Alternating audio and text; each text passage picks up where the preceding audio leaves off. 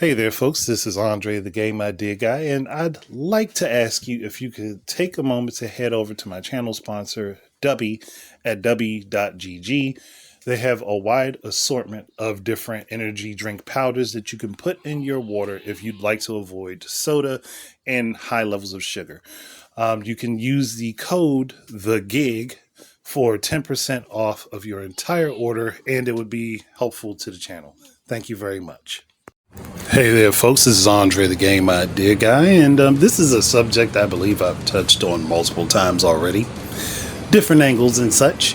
Obviously, I'm back here again because something inspired me to talk about it. You guys can blame Shadow Fox for this because I see a long thread that I know I'm not going to jump in and get involved in because of how long the thread is. But there is an ongoing argument that he is having with someone, and the argument is about talent and time versus specs.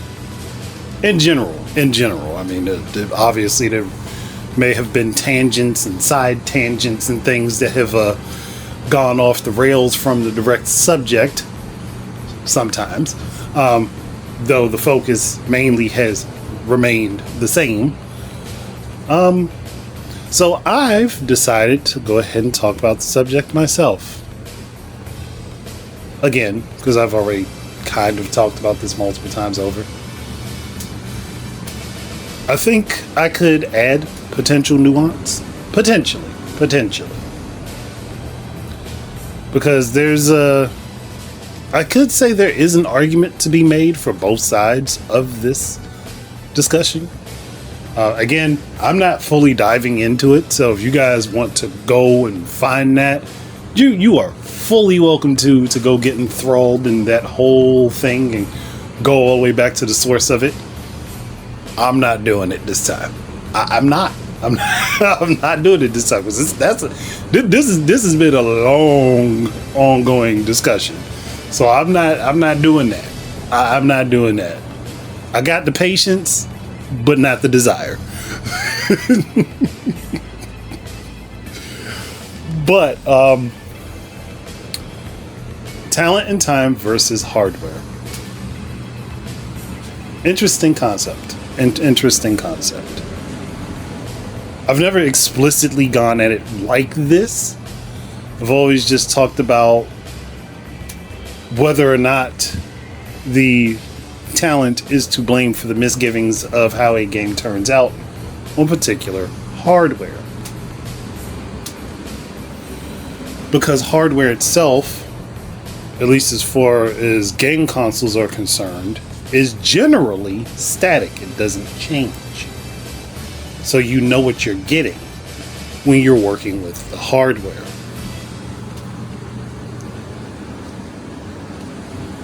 But could hardware have an effect on what the talent is able to create?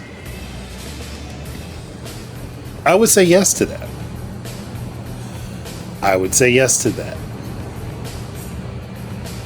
Because the hardware is the catalyst for showing what the talent is making.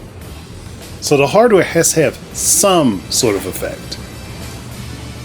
Now, is that a major effect? In my eyes, no. The hardware doesn't have the biggest effect on what the talent does.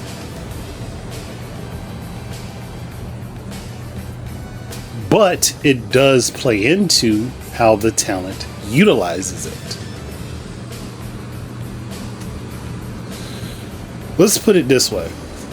There are going to be tons of people who complain about games being ported to the Switch because they don't run the exact same way as they do on their counterparts. You have a game that is explicitly 60 frames per second or better on Xbox, PlayStation, and PC. That is locked down to 30 frames per second on the Switch. Now, most people would assume that that means that the game couldn't have been at 60 frames per second on the Switch. I would argue that's not the case. Sorry, went to inhale and caught me off guard.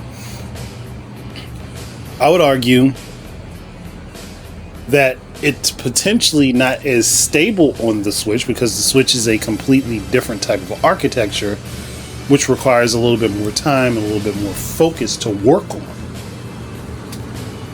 So that 60 frames wasn't as stable on the Switch because it computes things differently than the other hardware. Because when it comes down to Xbox, PlayStation, and PC, you're generally looking at x86, and with Switch you're looking at ARM. Different type of processor, different needs, different ways to work. So yes, the hardware does have an effect, but it's not the end all be all. Because it depends on how a game is developed. It depends on how the code is utilized. It depends on how much time the talent has to work within the parameters of the machine to get the game out. For a lot of these games, a lot of these ports, we don't know how much time they have to work on them when they're doing it. We don't. And I would generally speculate, for the most part, the Nintendo Switch versions of a lot of these games has the least amount of time. And it can be evidenced by the fact that majority of the games that come out on Nintendo Switch that are multi-plats, that started off on hardware with higher specs than the Switch, but has to be worked on and ported down technically. Well, you have to take into consideration that the Switch wasn't the baseline for these games. If the Switch was the baseline for the game and it was worked on with that in mind and then translated over to other hardware, that's a lot less strenuous than taking, say, Mortal Kombat 1 from the PS5 and porting it over to the Switch. You're not going to get the same results. You're not going to get the same results. And that requires the extra work to be done by NetherRealm to update and update and update the Switch version of the game to get it comparable to the other versions of the game. We've seen them do this twice now. At least twice. So it's not an issue of the hardware being incapable, it's an issue of the hardware being different. But in my eyes, that's a good thing because that requires effort, that requires time, that requires work, and that allows people to find issues within the code that can be translated to other versions of the game and fixed that may prevent other problems down the line. See Witcher 3, for instance.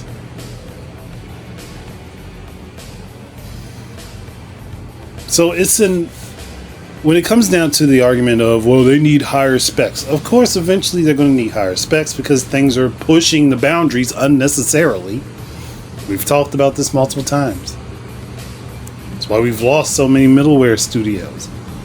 That's why we're having people complain about gaming being so expensive right now. Yet, the same people that are complaining about gaming being expensive want higher specs. We'll get off that argument. So yes, hardware does play a factor. It only plays a factor in how you do the job.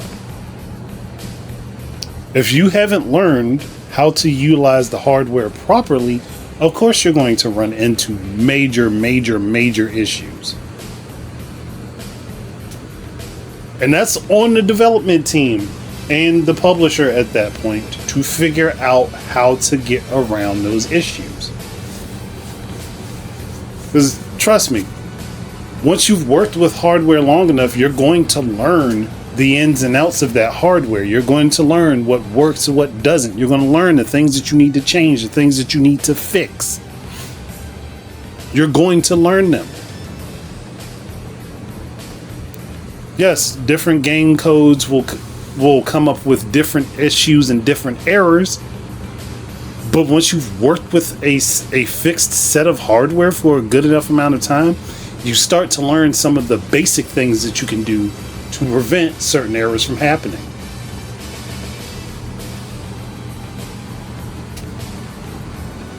And that's something to be considered.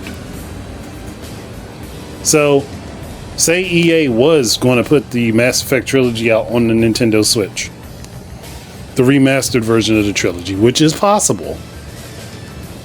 But they didn't give the port team but 6 months to convert all of the code for all 3 of those games, along with the DLC, over to the Switch.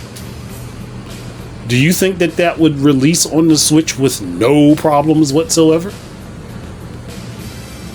The Mass Effect trilogy, those are 3 big games. They're not small by any stretch of the imagination. That's 3 large games. That's hundreds of hours of content that you would have to work through, test and refine and play and go over. And unless you are doing that 24/7 with no sleep, 6 months probably isn't a good enough amount of time to do that type of thing or make that port. You are more than likely going to come out of it with some issues that have to be fixed once it's released.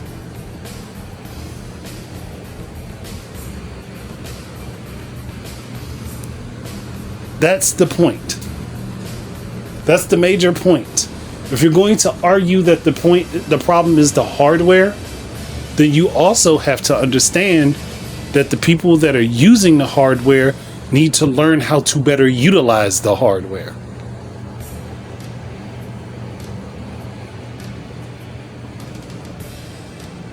Because a lot of things get blown out of proportion on the internet nowadays, especially since people have taken on adopting the stance of angry video game nerd, which is a character when it comes to anything that is slightly inconvenient. And that's something to also think about, because the majority of people in the public square on things of this nature, they don't care. They're not sitting here counting frames and looking to see what pixels are missing. They're not sitting there staring at the screen so hard that their eyeballs are starting to bleed. They don't care. They're there to enjoy the game. They're there to play the game. And if they get a decent enough experience, they are not going to be complaining about spending their money on something that they wanted. They're going to take their time and enjoy what it is for what it is.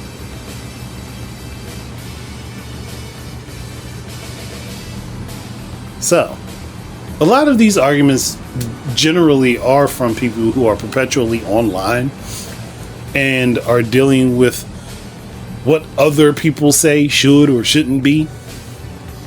You know what I say the Nintendo Switch successor should be? A better version of the Switch that expands its capabilities and expands what it can do beyond what the Switch is currently capable of. That's it. That's all the Switch 2 needs to be. The Switch successor, Switch 2, whatever name you want to give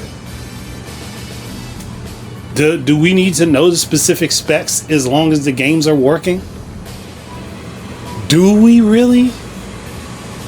Unless you're a tech enthusiast, you're not going to care. You're going to see, oh, it's a new Switch. It's a better version of the Switch. Let me pick this up, take it home, and play my stuff.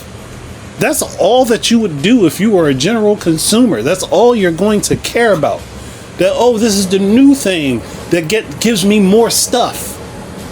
That's all that's going to be on your mind. You're not going to be sitting here, oh man, this version of the game is running at 35 frames per second versus the PlayStation version, which is running at 45 frames per second. You would give not a flying fuck about it.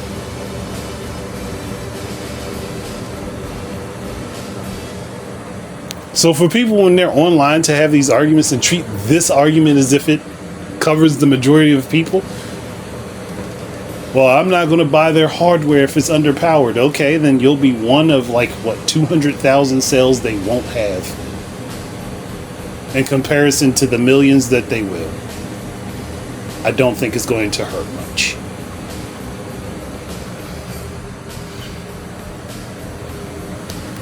So, hardware versus talent and time.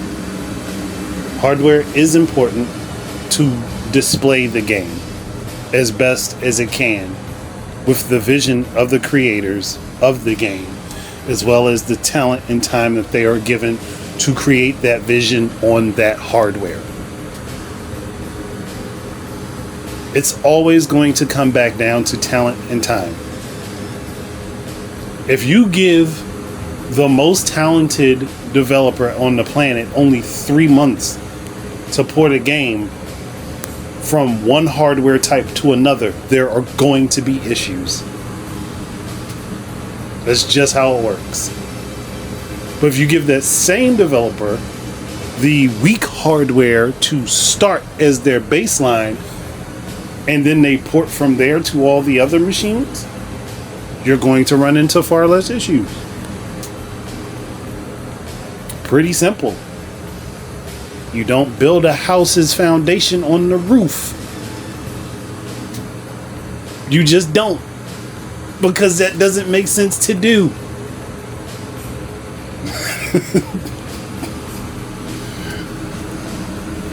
Okay. Is anybody understanding this? Do people get this? Is this clear? Yes, hardware plays a role, but it does not play a major role in how the game ends up turning out. It plays the role in performing its duties and tasks the way it was designed to do them.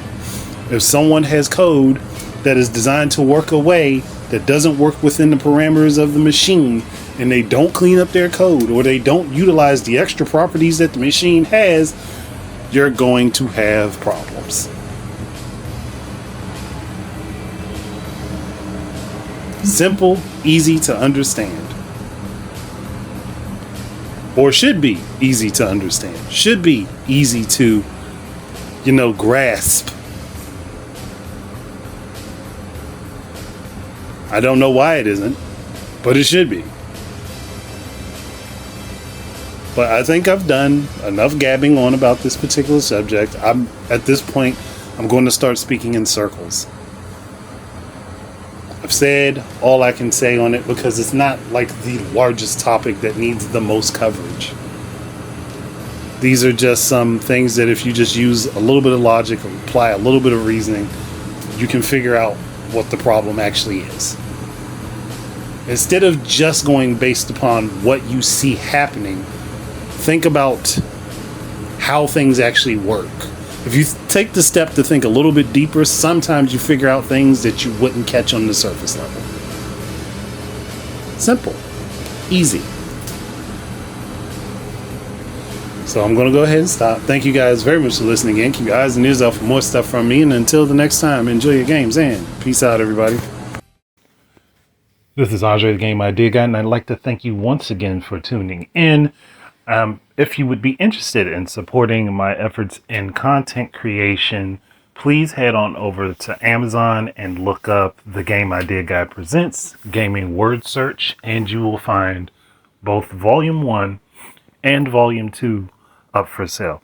Thank you very much once again, and I hope to be able to create more content for you in the future. Peace out.